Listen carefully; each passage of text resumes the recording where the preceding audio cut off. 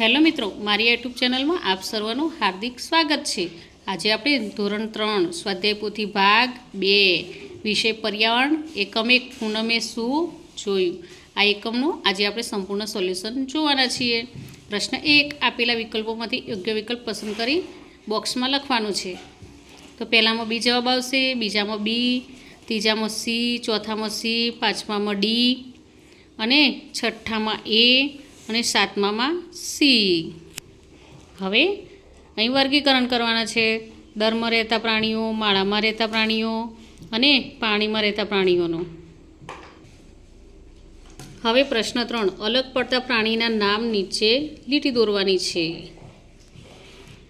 પ્રશ્ન 4 હોઠથી પાણી પીતા હોય ત્યાં લીલો રંગ પૂરવાનો છે અને જીભથી પાણી પીતા હોય ત્યાં લાલ રંગ પૂરવાનો છે। હવે પ્રશ્ન 5 આપેલા શબ્દ ચોરસમાંથી હોઠથી પાણી પીતા હોય તેવા પ્રાણીઓ શોધવાનો। તો અહીં પ્રાણીઓ શોધી અને રાઉન્ડ કર્યું છે અને બાજુમાં એના નામ લખ્યા છે।